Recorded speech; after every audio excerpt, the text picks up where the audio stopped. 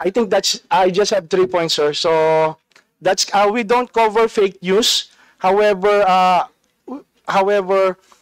we are going to, our next campaign is to help Filipinos identify deepfakes, simply because that's the next trend right now, and a lot of celebrities, even media personalities, are being used to sell food supplements, promote cryptocurrencies without their knowledge.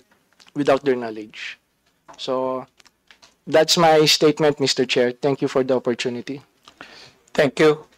Before we proceed further, let me recognize the presence online of the Honorable Jude A. Asidre, the Honorable Edgar M. Chato, and the Honorable Deputy Speaker Aurelio Dong Gonzalez Jr. Magandang hapon po sa inyo. Thank you. Mr. Chair? Yes. I finally remembered the last. I think this is also very important. This is holding the social media companies accountable for fake accounts, because majority of the scams right now are emanating from Facebook. And let's say for instance, I create a new account, okay? I create a new account under a different name, okay, with the same name or same personality, and I just change one letter. Facebook will not remove it.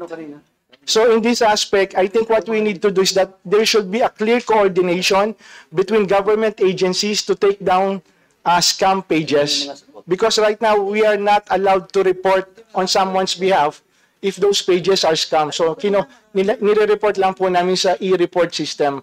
But I think kailangan pong maging accountable yung mga social media companies, particularly Meta. Thank you. Chair, short comment lang, Mr. Chair.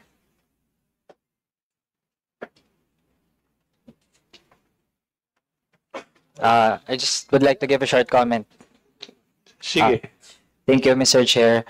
Mr. Chair, I also echo yung pagpapanagot sa kabagalan ng mga social media platforms dahil nga sila naman supposedly yung nakaka-regulate kung sino yung mga gumagawa ng accounts pero halimbawa, Mr. Chair, lalo na kapag may init na issue, yung mga supporters talaga, yung mga diehard na mga supporters, halimbawa ng Vice Presidente, grabe agad mag-bounce, tapos ko i-check yung Facebook account, fresh lang kakagawa, tapos ang pangalan halatang gawa-gawa, tapos lock pa yung account, Mr. Chair. So kapag ganon, halata talaga na hindi yun mga totoong tao na merong disagreement doon sa ating mga opinion. Kasi kung totoong tao, nakakausap natin sa mga house to house, iba yung pagtingin nila sa pagtingin natin, okay lang yun, bahagi ng demokrasya. Pero yung pag-manufacture ng public opinion para palabasin nila na sila yung may mayorya ng suporta ng tao at gamit nila ay yung mga account sa Facebook, mali talaga yun. Ang isang bagay lang, Mr. Chair, na sa bahagi natin ay iba yung pagtingin natin ay yung dun sa SIM card registration. While I appreciate yung efforts naman ng ating mga organizations at may mga bagay naman na pinagkakasundoan natin, pero kung sa bahagi lang po ng SIM card registration, kasi tayo sa Kabataan Party List, we voted no to that kasi alam natin mag-a-arise pa rin talaga yung mga paraan para ikutan ang pag-abuso ng mga SIM cards. In fact, Mr. Chair, merong mga troll farms na yung itsura, hindi na lang tao yung mga nagla-like, nagsishare.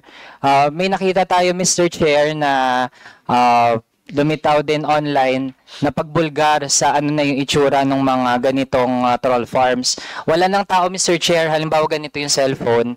Tapos meron lang silang improvised na mini machine na yung ginagawa. Hindi nga tao, Mr. Chair, parang plastic lang na magsa-swipe up, tapos magla-like, tapos swipe up, tapos magla-like, tapos swipe up, magla-like. So ganun, Mr. Ganun na ka-sophisticated. Kaya kaysa mag-focus dun sa merely targeting sino yung mga gumagamit ng mga SIM cards for bad purposes, tumpukin na talaga natin yung mga troll farms. Lalo kung may ma-identify tayo, dapat na ma-raid na yung mga yun, Mr. Chair, para tumigil na once and for all itong mga ugat ng pag-abuso ng paggamit ng mga online platforms. Yun lang, Mr. Chair. Thank you. Thank you. Next is from SWS, Ms. Linda Guerrero. You have to say anything? Magandang hapon po, Mr. Chair. I am not Linda Guerrero, although she's here with me. But I am from Social Weather Stations. I'm the Vice President. Ms. Linda Guerrero sent an email or message yesterday indicating Okay. that I may be the one to represent po. But nonetheless, she's here. You have the floor. Okay. We understand that we are asked to be here because in the news there was mention of a congressman citing the SWS survey and saying that in our third quarter survey we did not include his name. That's why we are here. But in Social Weather Stations, I'd like to say that we have been in doing research for almost 40 years. We were established in 1985.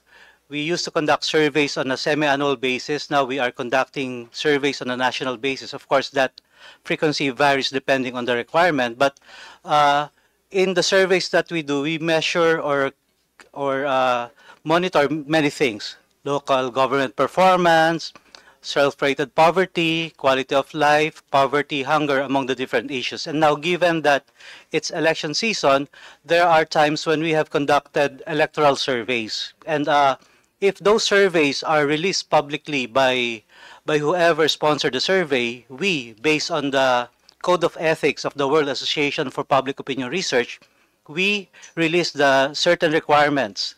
They include, among others, what the survey period is, what the particular questions are, who commissioned the surveys, and specifically what the results are. So all the official releases of SWS are in our website, www.sws.org.ph, including the one mentioned by the congressman.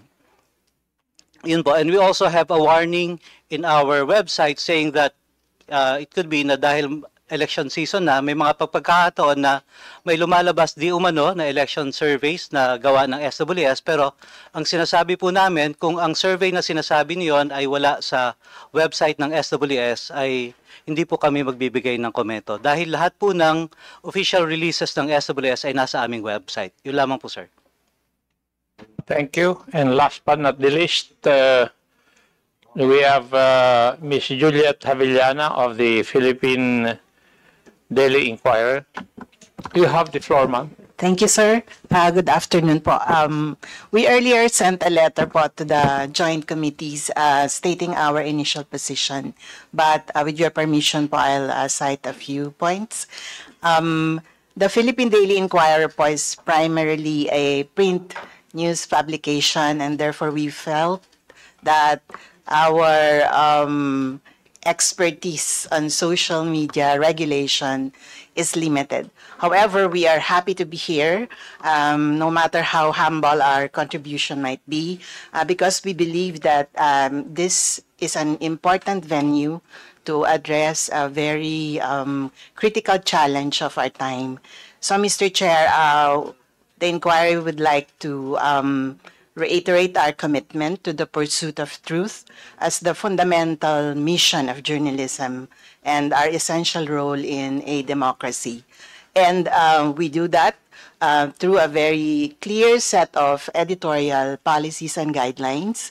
And we also wanted to show transparency and accountability to our readers. Like there's KBP for broadcast networks, print news publications, we also are members of alliances like the Philippine Press Institute.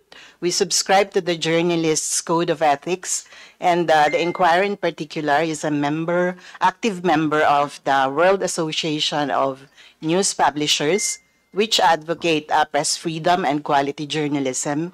And we are also a member of the Contra Panata Panata, sorry, Panata Contra Fake News Anti-Disinformation Campaign led by GMA Network. And through that, we would like to do our part in combating disinformation. And so, Mr. Chair, we are one with the joint committee in noble objective of fighting disinformation and fake news because of their adverse